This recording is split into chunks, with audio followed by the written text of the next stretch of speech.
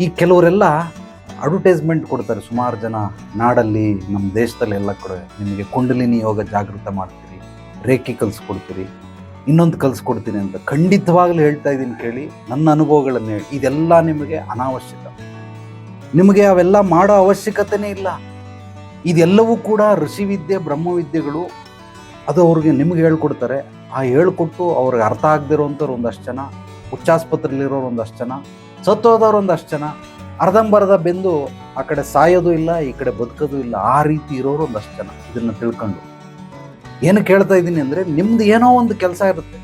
ಆ ಕೆಲಸನ ಮಾಡೋಕ್ಕೆ ಇಲ್ಲಿ ಬಂದಿರ್ತೀರ, ಹುಟ್ಟಿರ್ತೀರ, ಜನ್ಮ ತಗೊಂಡಿರ್ತೀರ. ಕಾರಣ, ಉದ್ದೇಶಗಳು, ಅದನ್ನು ಫುಲ್ಫಿಲ್ ಮಾಡಬೇಕು.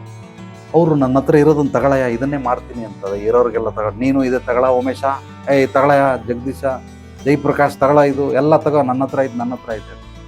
ನನ್ನ ಹತ್ರ ಇರೋ ನಾನು ಯಾವುದ್ಯಾವುದು ಕೋರ್ಸ್ಗಳನ್ನು ಮಾಡ್ತೀನಿ, ಯಾವುದ್ಯಾವುದು ಯೋಗ ಕ್ರಿಯೆಗಳನ್ನು ಮಾಡಿಸ್ತೀನಿ. ಇದು ಜನರಲ್, ಕಾಮನ್, ಜನರಲ್ ನಾಲೆಡ್ಜ್. ಇದು ನಿಮ್ಮನ್ನು, ನಿಮ್ಮ ಸ್ಕೇಲಬಿಲಿಟಿ, ಪ್ರಾಫಿಟಬಿಲಿಟಿ, ನಿಮ್ಮ ಜೀವನದಲ್ಲಿ ಅಭಿವೃದ್ಧಿ, ಸಮೃದ್ಧಿ ಹೊಂದೋದಕ್ಕೆ, ಅಥವಾ ನೀವು ಅಂದುಕೊಂಡಿರೋದನ್ನು ರೀಚ್ ಆಗೋದಕ್ಕೆ ಅನುಕೂಲ ಆಗುತ್ತೆ. ನಾನು ಯಾವುದು ವಿದ್ಯೆಗಳನ್ನು ಕಲಿಸ್ಕೊಡಲ್ಲ, ಕಲಿಸ್ಕೊಡ್ತೀನಿ. ಆ ಯೋಗ್ಯತೆ, ಅರ್ಹತೆ ಅವನಲ್ಲಿ ಇದ್ದರೆ ಮಾತ್ರ.